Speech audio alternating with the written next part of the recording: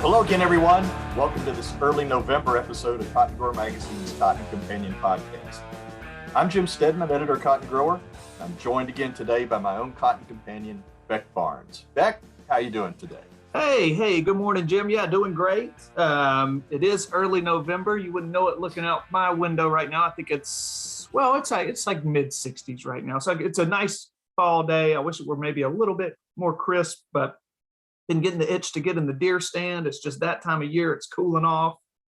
I know our farmers you'll get into it in a minute, but they're getting that crop out of the field, probably getting that same deer stand itch. So it's good. It's a fun time of year. It's a good time of year. Yeah, definitely. Well, I was kind of looking over the USDA crop progress report this week, and it really drove home the point that harvest is running ahead of schedule all across the cotton belt. I think the numbers they were showing were 62% of the U.S. crops already been harvested compared to a 5-year average of 55%. And anytime you can get 7 percentage points ahead at this time of year, you've made some real progress on it. In fact, every one of the cotton producing states that the USDA reports on is currently running ahead of average. So that's good. I think we can credit that to a fairly dry, open fall, and the fact that we've had one hurricane and only one hurricane that didn't do that much damage. So I think there's still work to be done in the Southwest and out in the far West, but the Southeast and the Mid-South certainly have the end in sight, and these 60-degree days are certainly going to help that happen. Definitely. We're going to talk about what's happened and what is now happening in one of those Mid-South cotton stronghold states. We welcome Brian Pieralisi, Extension Cotton Specialist from Mississippi State University, into the Cotton Companion studio here in just a few minutes. Yeah. We had a good talk with Brian. I should say that Brian and I come from the same little bitty tiny unincorporated area between Leland, Mississippi and Indianola, Mississippi. And I was thinking about it. The little town that he lived in for a while is called Long Switch. And I was thinking going into the interview, which of us is the favorite son of the Long Switch / Rexburg community? It's got to be Brian. I mean, his star just outshines mine at this point. He's the State Extension Cotton Specialist of Mississippi. On a personal note, I love talking to extension guys. I love just smart as a whip and know everything. And Brian is certainly one of those guys who, he knows what's going on there in the Magnolia State and just smart as can be. And we were happy to have him come on the podcast. Yeah. Well, before we bring Brian in, I do want to express Cotton Growers' congratulations to the 7 students who were selected as winners of $2,000 scholarships from AMVAC as part of that company's annual Cotton Industry Advancement Scholarship Program. The winners this year are Andrew Hart. He's a junior at the University of Georgia, majoring in ag engineering. Blaine Allen, a junior at Texas Tech, majoring in agriculture and applied economics and business administration. Bryce Bullock, a senior at Mississippi State University, majoring in agronomy and integrated pest management. Joshua Lee, who's a grad student at the University of Georgia, studying crop and soil sciences. Michael Barr is a sophomore at Kansas State University, majoring in agronomy. Nissa Gunthorpe is a senior at the University of Florida, majoring in agricultural operations management. And Seth Perminter, who's from Bells, Tennessee, but is a graduate student attending Mississippi State University. He's studying entomology. And this is a great program. I think we've talked with Paul Vaculin and some of the folks down back at this in the past. Applications for next year's scholarship program are going to open up in January. And if you're interested, you can find out more information about that program online at the AMVAC website, or you can check out the link in our AMVAC scholarship article on cottongrower.com. Well, let's go ahead and welcome Brian Pieralisi, Mississippi State Extension Cotton Specialist, to today's program. Brian, thanks for taking time to join us today, and welcome to the Cotton Companion. Thanks for having me.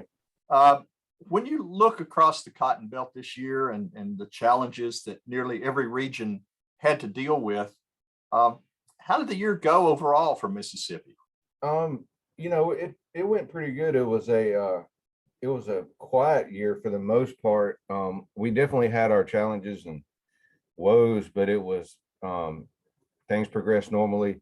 We just had in the background some challenges that were affecting us, and that would have been the drought, that was persistent, that really, reared its ugly head at different times. And then, but it didn't hold us back from being timely with our applications. We planted on time. We got weed control was normal. Thrips were heavy, which is normal. Plant bugs were average to light, so all those things were pretty normal, but in the background is always that drought. And that was our biggest, I would say, limiting factor in terms of yield. And then the next would be, exactly opposite of the drought. We had about a 2-week window. In late August, it was cool and wet, which was not ideal. And both of those events, you can trace it down to your planting date to how severely affected you were. Yeah, Brian, I'll tell you, speaking of planting, one thing that we always keep a close eye on here is those USDA acreage reports and the state by state breakdowns. And, this year, I believe they had Mississippi pegged at roughly, I believe it was 490,000 acres. And as I'm asking you this question, I'm chuckling, thinking about, I think it was Angus Catchett, or one of the Mississippi Extension guys would always on Twitter kind of raise an eyebrow at some of those USDA planted acreage reports. Do you feel like that that's right around where we were, 490,000, you think? Where do you think Mississippi acreage wound up?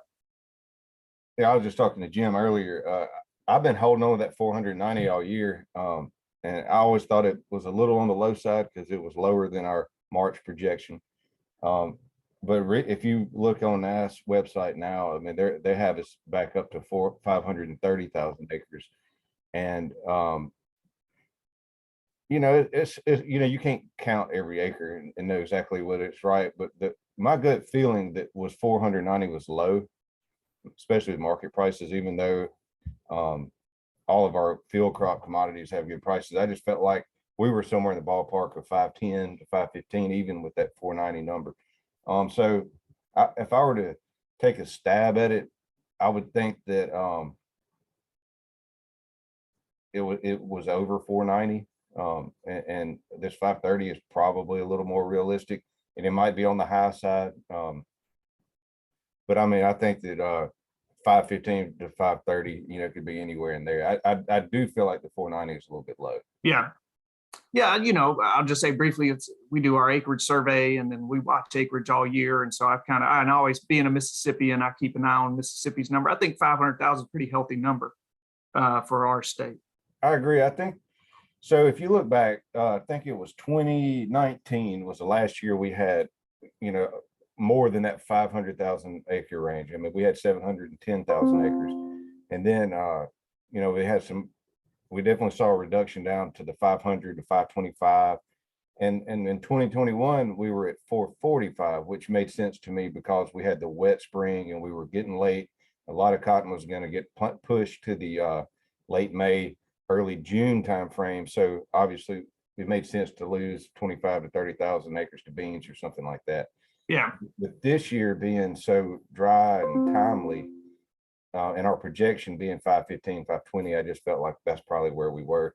Yeah.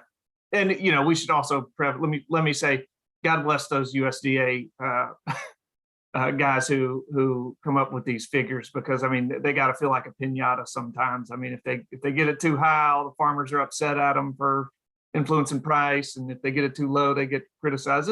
As you said, Brian, it's a tough job. You can't get out there and get eyeballs on every single acre in every single state. So yeah, and then it takes a while for that.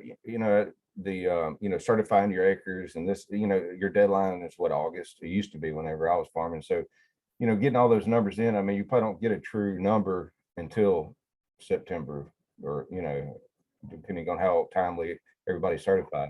So right. Well, on a related USDA note, this week it seems like I believe I saw that their crop progress report shows Mississippi at 92% harvested. You've been mentioning some of the factors that may have some people later than normal.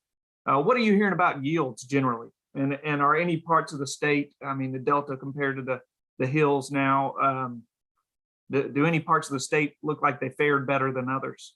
Yeah, I would say so. It's been like that all year. It's been variable all year. Some regions of the state were more fortunate than others in terms of early season rains, and then getting timely rains in late June, July. Some areas didn't see rain from May till the end of July, and then so you got the again, it goes back to the weather and the planting date. Some of the earliest planted cotton all year that suffered through the hot May and hot June just didn't get the node count that they needed, and the positions needed to make a good crop. So even under irrigated conditions, it was somewhat limited. And then, you know, that the weather that affected the crop in late August, that was another thing that went back to planting date. So you have areas south of Highway 82 that got, you know, 12 to 20 inches of rain versus north of 82 might have got 2 or 3 inches, but it stayed kind of cloudy and wet. We saw more bowl rot, hard like bowls as a whole south of 82. And then if you get to the central Mississippi, like Pearl River area, the river bottom cotton, you know, it had backwater flooding that, you know, all those crops were pretty much devastated. So That was during that August deluge. yeah. So I guess to answer your question, some of the cotton south of 82 might have taken 100 to 200 pound hit and bowl rot, hard lock bowls. And then that probably ranged from that level of severity to almost total destruction if you had backwater flooding. North of 82, even though it didn't get as much rain, if the cotton that was opening at the bottom just having foggy, wet, damp weather for 2 weeks, we still saw some bowl rot, but it wasn't nearly as severe. So North Delta, even North Hills, like north of Batesville, Senatobia area, we had OVT up there. It picked some of the best cotton that we've ever picked at that location. Clarksdale, Tunica, most of that cotton, you know, that was really good. It looked good all year. South of 82 in the Delta, it was still a good crop, but they experienced a little more loss. And then if you go west towards the river down that way, Myersville area, they had a lot of rain and it caught that crop at a bad time. Black Prairie, then again, you know, they got a lot of rain south of 82 in the Black Prairie. North of 82 couldn't catch a rain all year. So that cotton just suffered. So answer your question, it was highly variable in terms of yield across the state from poor to well above average. And I think it's going to shake out just to be average. Maybe according to the number I've seen, it's a little lower than I suspected, but it's still, you know, slightly below our 4 or 5 year average. What is the number you've seen? You get an average yield per acre number? They had a number of 1,006 pounds for the state. Yeah. And last year we were at, well, heck, they had reduced it as 997.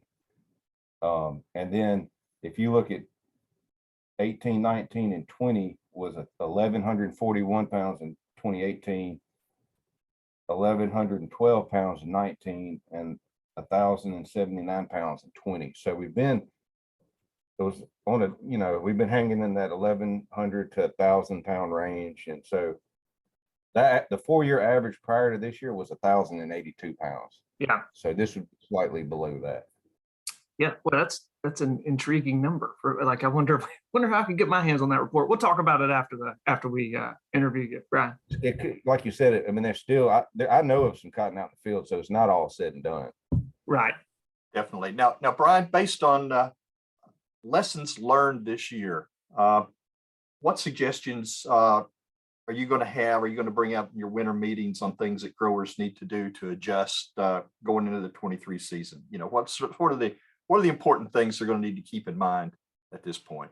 It's always variety selection being the number one thing, and we're in kind of so new territory in terms of variety selection than we were, and then fertility programs, and with the cost of fertilizers and just use efficiencies. I know a lot of guys are in certain parts of the state are no-till and cover crop, and then just understanding systems that work well for them. And, but the overall, it being variety selection, we ought to have a lot of our data up really soon.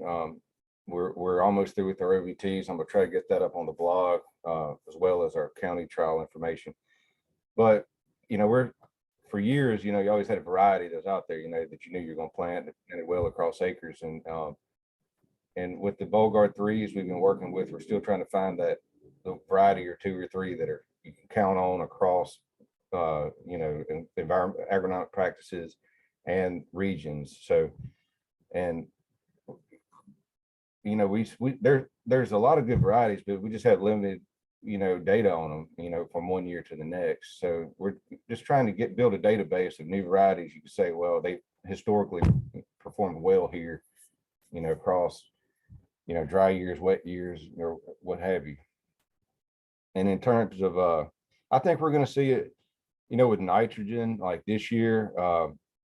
Some people that did their standard practice, maybe applying nitrogen at a certain time and just didn't catch a rain. We're going to try to just work, just try to hedge your risk by maybe splitting applications, making sure you get that incorporated. And just because some people, I know a few people that waited a little while, put their nitrogen out, and then it just didn't rain, so it just sat there. And the same is true for potash and potassium. I think we'll see a shift towards really watching your soil tests, managing your potassium in season to look at your K status by doing tissue analysis, just to make sure you have enough banked up for late season bowl demand. I know there's a lot of talk about foliar applications.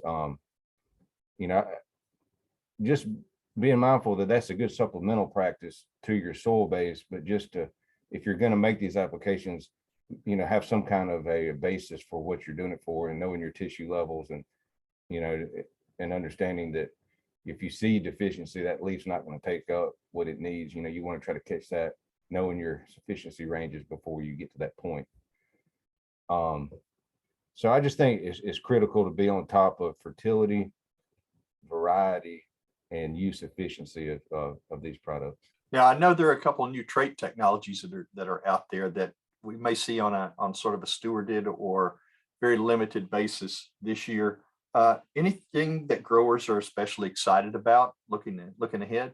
There's still that question about Thrive On, exactly when it's going to be released. I don't know that date. I don't know if anybody does. If they do, I'd love to know it. But we've done a lot of work with it, and it's something to be excited about, especially if thrips are an issue.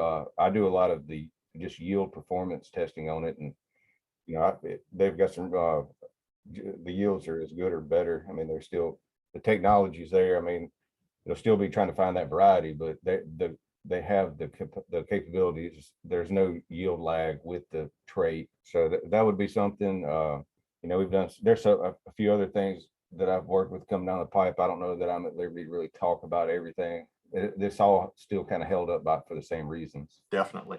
Now, again, we've all kind of ridden this cotton price roller coaster this year. The year started out great, and then it got a little bit better, and then suddenly we hit that great big drop in the on the ride. And now I think it's safe to say that ride's continuing a little bit. How much of an impact do you think price is going to have on your acres in Mississippi next year, and maybe the cropping choices that growers have? I think that based on the prices that we have now, I mean, we're in harvest. It's historically the lower. I mean, the price is going to be usually lower at harvest, and I could be wrong. Even if at the current prices, I think our acres are going to stay close to the same. I think it'd have to take a very significant drop, mainly because this is like I call it our core acres. We have cotton producers that are set up to grow cotton. They have the infrastructure, they have the means, they have the equipment, and they're just not going to abandon that because there's so much tied into it. So I feel like we're going to stay where we've been over the past couple of years, even if the prices dip a little bit from where they are. most of what I've researched and read about the support and the prices, I mean, I feel like we're gonna stay in this range, might see another peak or two rise, just depends on how it all shakes out, but once we get into over 530 to 600,000, 700, I think that's where we have a lot of marginal acres that could go either way. Okay. Well, I think this is probably a really good place to wrap it up for today. Brian, I know you're busy and we appreciate you taking time to join us. I think it's safe to say for most growers right now, they want to get those pickers put away and head for the deer stands and get ready for the holidays. So again, appreciate your time, and I look forward to seeing you at Beltwide in January. Yeah, I'll be there. We appreciate you, Brian. Thank you, sir. Yeah, Beck, take care. All right. Well, that's going to do it for this episode of the Cotton Companion podcast. We do want to send a special thanks to the Mississippi State Cotton Extension Cotton Specialist, I should say, Mr. Brian Pieralisi, for joining us. And as always, we want to thank you, dear listener, for joining us as well. We hope that you've enjoyed the episode. And if you do like what you hear on the Cotton Companion, be sure to spread the word, tell a friend to tell their friend. And here's where and how they can find the Cotton Companion podcast. You can find the Cotton Companion in 3 easy ways. First, go to cottongrower.com/companion, or simply click the podcast tab at the top of the homepage. Second, subscribe to our channel on iTunes or wherever you find your podcasts these days. And 3, sign up for our weekly e-newsletter, the Cotton Grower e-News, that's delivered to your email inbox every Tuesday morning. You can do that by going to cottongrower.com/subscribe. Also, be sure to follow Cotton Grower on social media. We are at Cotton Grower Mag on Twitter, and on Facebook, you'll find us by searching for Cotton Grower Magazine. The Cotton Companion podcast is produced twice monthly by Tyler Hatch and Kim Henderson, our talented colleagues at the world headquarters for Meister Media Worldwide in beautiful Willoughby, Ohio. I'm Jim Stedman, he's Beck Barnes, and we'll be back with you in 2 weeks for the next episode of the Cotton Companion. Until then, stay safe. Yeah, he works and he works and he works and he works all day. God made a farmer. Yeah, he works